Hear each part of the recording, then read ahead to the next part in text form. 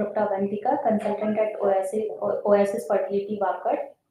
So today's topic of discussion is whether IUI is better than IVF or IUI or IVF is better in PCOS patient. So first of all, we should know what is PCOS. So PCOS, it is the very much common nowadays in reproductive aged women. So it is a common and complex heterogeneous endocrine disorder which affects mainly reproductive aged women. So how we can diagnose PCOS? So there is a Rotterdam's criteria 2003.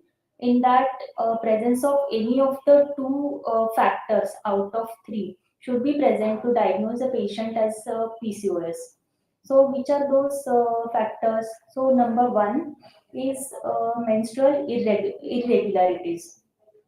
So there may be anovulation or oligo-ovulation. So anovulation means complete absence of menstruation, and oligo-ovulation means less than or equal to 8 menses in a year. So if it is present, then this is one of the factor. Second factor is hyperandrogenism. So it may be clinical or biochemical.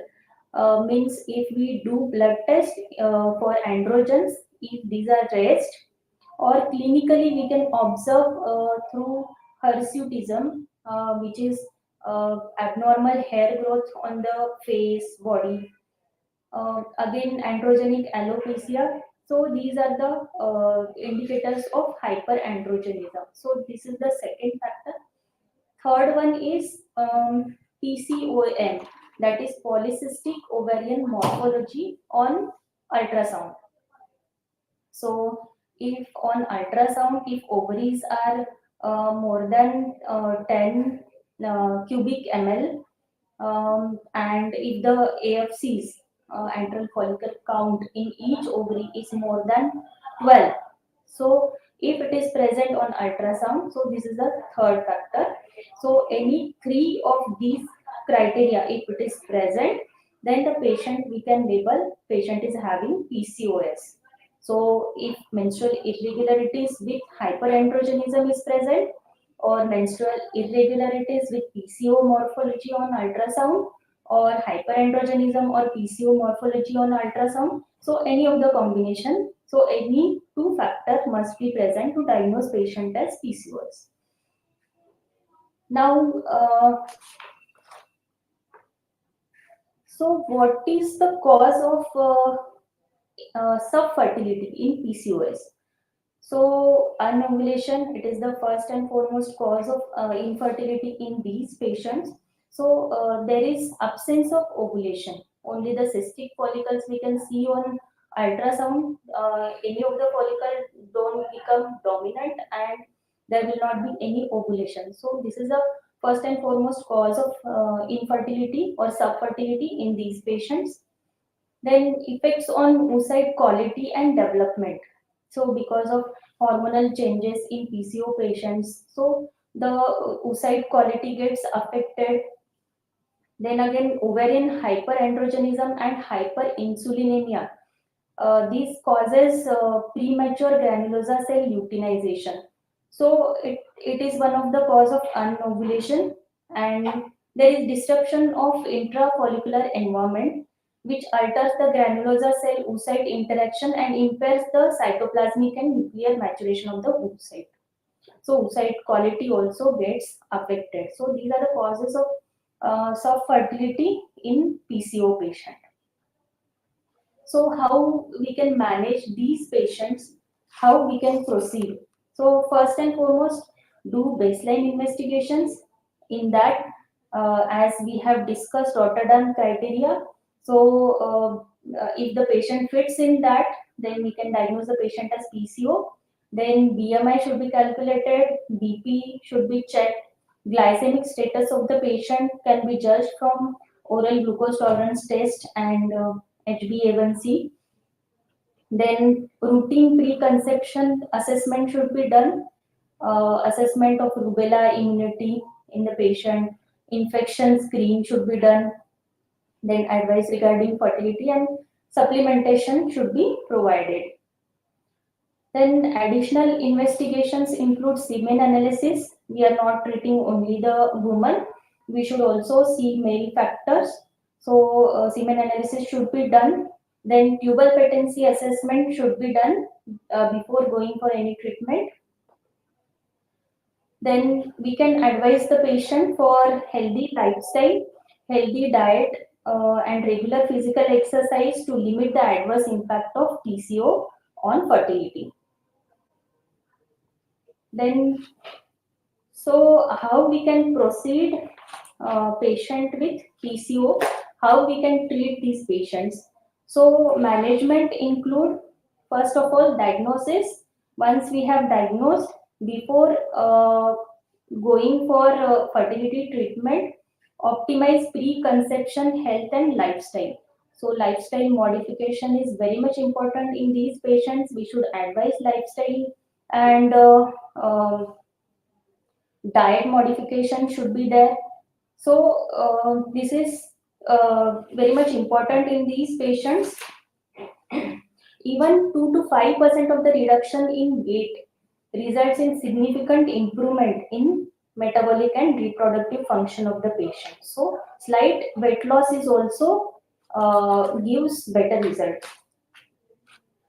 Then after optimizing preconception health and lifestyle, we can give some then first line management includes ovulation induction medicines, oral ovulations we can call it. So in that, in PCO patient we prefer letrozole. So in increasing dose we can as required we can give to the patient. So letrozole is the first line management in the PCO patient for ovulation induction. Second choice is clomiphene citrate plus metformin we can give, but we should explain the patient about the risk and benefit of the clomiphene citrate. As letrozole is aromatase inhibitor, it decreases estrogen level and it increases feedback increase in FSH level will be there. It also causes monofollicular development. So chances of multiple pregnancy is less in case of letrozole. Then it promotes ovulation and it is the first line ovulation induction drug in PCO. Clomiphene citrate, it is selective estrogen receptor modulator. It is anti-estrogen. So there will be feedback increase in FSH level. So resultant follicular growth and ovulation will occur. Clomiphene citrate causes multifollicular development. So risk of multiple pregnancy is more in case of clomiphene citrate. It is about 7 to 10%. So first choice is letrozole. Then if ovulation occurs, then repeated cycles depending on the shared decision and depending on the age of the patient and resources available. So we can go for multiple or repeated cycles with letrozole if ovulation occurs. If no ovulation, then we should go for second line drugs, that is gonadotropins, with frequent ultrasound monitoring and dose adjustment. We can also go for lap ovarian drilling to improve the ovulation. Then if ovulation occurs, then repeated cycles using gonadotropins, depending on the patient's age and resources available. Then if no ovulation occurs with the help of second line drug also, then third line management will be IVF. So in IVF, if the first and second line ovulation induction therapies have failed, then in that case we can go for IVF. In the absence of any absolute indication for IVF ICSI, we should try first first line therapy, ovulation induction drug, letrozole. If any absolute indication is present, so directly we can go for IVF. Then in IVF, multiple pregnancies can be minimized by transferring only single embryo. So if we want to avoid multiple pregnancy, we can transfer only single embryo. Women with PCO undergoing IVF ICSI treatment should be counseled prior about the risk of OHSS, and options to reduce the risk should be offered. In IVF, the preferred protocol for PCOS patient is GnRH antagonist protocol. So, GnRH antagonist protocol gives us opportunity to use agonist trigger, which reduces the chances of OHSS. Then, freeze-all strategy, we will not go for fresh transfer. In that case, we go for a frozen embryo transfer. So it also prevents OHSS risk. Then, if any patient has already experienced severe OHSS previously, or any patient is high risk for OHSS, so in that case, one newer technology is there, that is IVM, in vitro maturation. So we can think of that in these kind of patients. So it can be considered as an alternative to a stimulated IVF ICSI cycle, and it so it though it has less it is less effective than the standard IVF ICSI in terms of clinical pregnancy rate and live birth rate.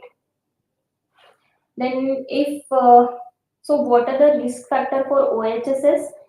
Young age, PCO patient with low BMI, less than 18 BMI, which we call it as thin PCOS, thin PCO, and AMH more than 3.4 nanogram per ml, AFC is more than 24.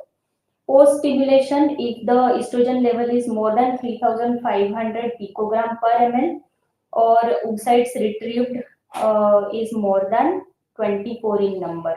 So in those cases, chances of ovarian hyperstimulation syndrome are there. So what is better, IUI or IVF in PCO patient? So it is nothing like that. This is better than this protocol. So this is a stepwise process.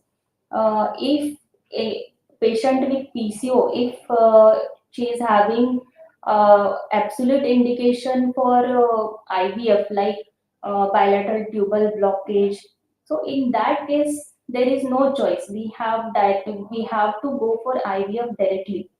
But again, the age factor is there. If the age is more and time to pregnancy, if the patient wants short time to pregnancy, so in that case we can think of IVF directly.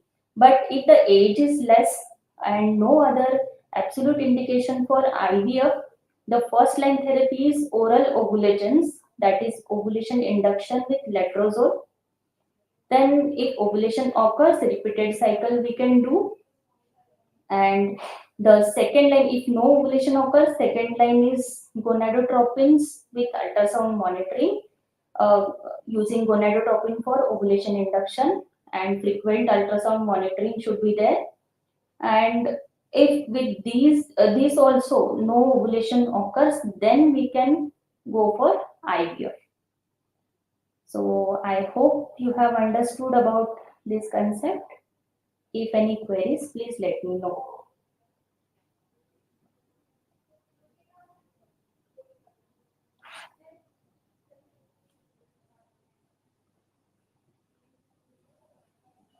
Does PCOS affect the success rate of IUI or IVF differently?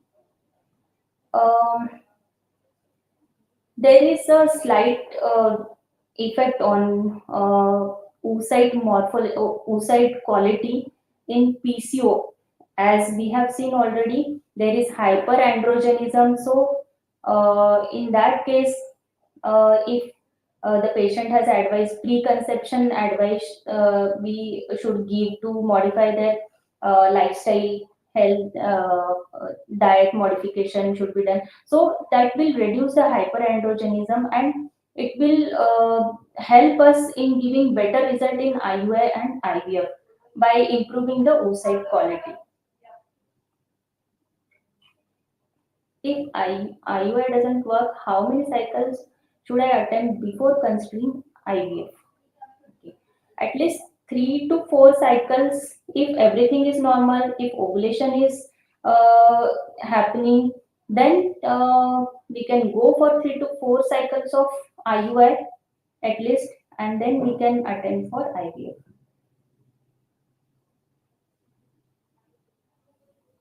If you have any queries, please call on this number, Oasis Fertility Helpline. Thank you.